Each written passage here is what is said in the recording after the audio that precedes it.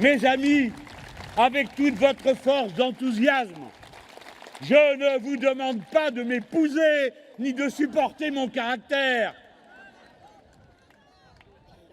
qui n'est pas si terrible qu'on veut bien le dire. Au début, surprise et stupeur. La révolution en Tunisie. Ils n'appelaient pas ça la révolution. C'était la rue, comme chez nous. Et de surcroît, la rue arabe. C'était tout dire. L'autre jour, j'étais mort de fièvre. Samedi. J'allume la télé, je ne sais pas pourquoi je fais une bêtise pareille. J'ai pas de chien. D'habitude, c'est pour la télé, c'est pour le chien. Il fait comme ça. C'est à lui que ça s'adresse. Hein. Après, vous lui demandez un résumé, il vous lèche les mains. Voilà. Le président de la République a décidé en novembre dernier, suivi par sa majorité au garde à vous, qu'il donnait 20 milliards d'euros, c'est-à-dire la moitié du service de la dette de notre pays, 20 milliards d'euros pour la compétitivité. Il faut le dire doucement, sinon ça arrache la bouche. Et si vous avez les dents collées, elles partent. C'est pas mon cas, mais je vous le dis. Hein. C'est pour vous si vous faites une réunion politique. La compétitivité, déjà rien qu'avec le mot, vous avez compris que c'est sérieux. Donc vous, hein, au boulot. Eh bien, je suis au regret de dire qu'il y a des démentes et des déments, et que la névrose obsessionnelle xénophobe de Madame Le Pen est un problème de déséquilibre, et je la plains beaucoup. Elle doit donc être soignée, parce que c'est pas normal d'être à ce point anxieux des étrangers, que même d'avoir peur dans son assiette de ce qui s'y trouve en crayant d'ivoire, de l'islam dissimulé ou du judaïsme caché dans un beefsteak. Il faut être quand même déjà sévèrement atteint. J'espère que vous avez remarqué que tout d'un coup, ils se sont aperçus qu'il y avait un problème avec la Banque Centrale Européenne.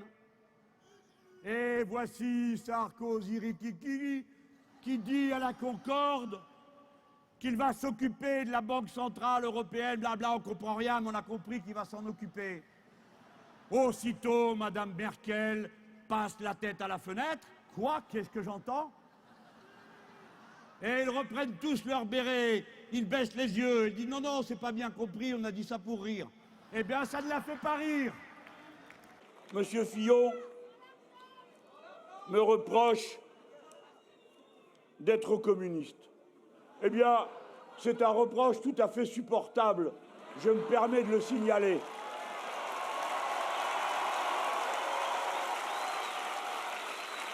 Malgré cela, je suis obligé de dire que le soupçon est peut-être plus grand pour M. Fillon que pour moi, car c'est du temps où il était Premier ministre que son parti, l'UMP, a conclu un accord de coopération fraternelle avec le Parti communiste chinois. Vous avez vu comment une filme dans une émission quand t'as pas vu la télé. Une fois, on avait dit il faut sourire. J'ai souri comme un con toute l'émission.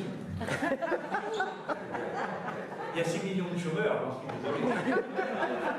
Toute l'émission. Et bien les mecs, ils ont réussi à me filmer seulement quand j'en pouvais plus. Et que c'est alors, tu vois, le monde. En gros plan, le sourcil qui déjà monte beaucoup chez moi, en gros plan, j'ai l'impression que ma tête se décolle. Vous voyez ceci. Alors il faudrait être comme eux, un présentateur de CNN, immobile, tu vois. Parce qu'ils vont chercher continuellement à te frapper comme ça. Mais vous le savez, vous les filles, mieux que tout le monde. Moi, j'ai dit, il a fallu que j'attende 60 ans pour comprendre ce que c'est que d'être une belle fille. Je me tape tous les relous de la terre. Et il y a une copine qui m'a dit, il n'y a même pas besoin d'être belle. Okay, mais c'est ça qu'ils font, c'est ça qu'ils font. À ceux qui ne sont pas de notre avis, recommandez le 11 et 18 juin un bon week-end à la campagne. Invitez-les en pique-nique au Diable Vauvert et y allez pas. Appelez leur mamie pour qu'elle leur téléphone pour dire de venir tout de suite. Si elle est avec nous, la mamie, elle a plus de tête qu'eux. D'abord, franchement, j'ai vraiment passé l'âge, quoi. Pour ce qui est de déclencher les groupies. Encore que la dernière fois, ils ont fait des articles sur moi, c'était marqué Mélenchon, la rockstar. Alors il y avait une photo. Un jour, je suis allé au Bataclan, vous vous rendez compte. Et alors, je ne sais plus quel était le débat, je me mets à parler, comme je suis là, je bouge les bras et tout ça. Et tout d'un coup, la lumière se met à clignoter. Elle devient verte, rouge, bleue. Et il y avait un type qui était là en train de s'agiter autour d'une table. Le truc s'était mis en route tout seul. Et c'est pas fini. Une machine se met en route, pouf, et jette un flot de fumée blanche. Je voyais même plus mon papier. Et alors je fais comme ça avec les bras, j'ai dit mais on se voit même plus, puis je me marrais quand même, franchement. Il y avait à côté des opilants, la situation, il faut non plus tout le temps la face de pierre là. Alors il y avait des photos, on voyait les bras comme ça, dans la lumière, avec de la fumée et avec la banane, et il était marqué en dessous la rockstar. Mon Dieu, mon Dieu. Enfin, bref, vous voyez, tout arrive quoi. Mais je reviens avec sérieux à mon affaire. Nous n'allons pas faire des macronades. Vous voyez, on amène un pantin là, un robot, on lui a mis son truc, là, le piano mécanique, hein, c'est hey, soyez flexible, compétitif, levez-vous tôt le matin, couchez-vous tard le soir, prenez votre ordinateur. Voilà, ça fait Macron. Et à chaque génération, vous en trouvez un. Un pitre tragique, qu'on met là en route, qui fait semblant d'être de gauche avant de trahir tout le monde, il fait le tour et puis après il disparaît. Celui-là, il ira pas loin. Mais bon, c'est pas ça. Et alors tout le monde dit ah, c'est jeune, c'est nouveau. C'est nouveau, alors, tu parles comme c'est nouveau. Tu pourrais lui mettre une pancarte, faire suer le burnous, c'est ça le fond de son truc. C'est tout, point. Il n'y a rien de nouveau dans ce qu'il raconte. Ce type invente un mouvement en prenant le nom d'une web série qui appartenait à notre campagne. Et je vous passe le reste. Hein. Il a inventé, waouh, truc super, une plateforme internet. Ouh, formidable. Oh, il y en a déjà 3 ou 4, mais c'est pas grave. C'est lui qui le fait, donc c'est jeune et c'est nouveau. Et contrairement à ce qu'a dit un jeune homme mal instruit, Jean Jaurès se préoccupait des codes vestimentaires, parce qu'il a écrit une brochure qui s'appelle « L'ouvrier à la blouse », pour parler de ce député qui est venu avec sa tenue de travail à l'Assemblée nationale. Et un jour, une femme est arrivée en pantalon, et les huissiers ont voulu l'arrêter à la porte. Ils lui ont dit « Madame, ici, les femmes ne sont pas en pantalon ». Et vous savez ce qu'elle a fait, la fille? La seule réponse intelligente qu'on pouvait faire, elle lui a dit « Ok, je l'enlève ». Alors il a laissé tomber. Je n'avais pas vu ce truc, moi j'y avais pas pensé. Il y a un gars qui plaisante au Conseil constitutionnel. Il me met 666 signatures. Il aurait pu en mettre 665. Moi je ne savais pas tout ça. Et voilà, je me retrouve avec des trucs qui circulent sur Facebook où j'étais le diable, la bête, je sais pas quoi. Bon. Et c'est le Conseil constitutionnel qui décide qui est le diable. Bon, ben c'est moi pour l'instant. J'aurais préféré avoir, comme M. Fillon, il avait 1789, lui. Enfin, ça dépend de quel point de vue on le prend. Hein.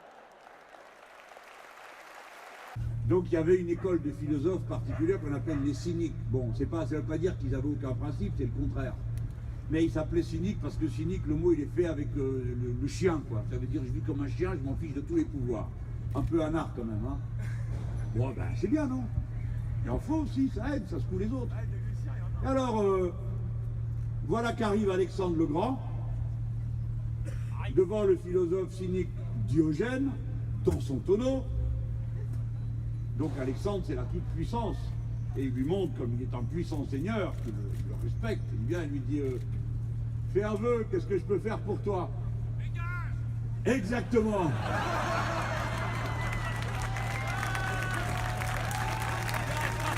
Vous avez gagné, monsieur, un livre de la vertu, signé par l'auteur.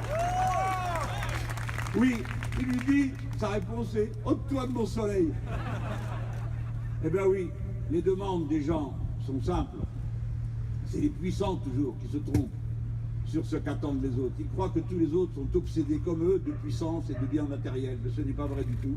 Ce que demandent les gens, c'est juste de pouvoir prendre leur part de bonheur sans qu'on leur pourrisse l'existence. Voilà, c'est tout. C'est ça le programme politique. C'est pas autre chose. Comment s'appelle le candidat? Plus fort, je vous prie. Et comment s'appelle sa suppléante? On recommence là. Articulé. La suppléante s'appelle? Voilà. Bon. Et qu'est-ce qu'il y a sur le bulletin de vote? Allez, au choix, cachez la cause. Un point et la rose?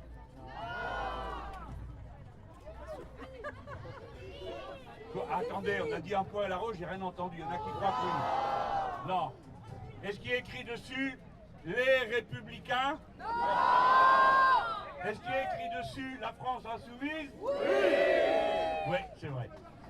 Et qu'est-ce qu'il y a qui ressemble à aucun autre bulletin qui est écrit en lettres grecques? Oui. Voilà. Bon, merci à tout le monde, expliquez ça aux autres parce que des fois les bras m'en tombent. Ils me disent, ah bon, on vote, oh misère, plus toi la vie.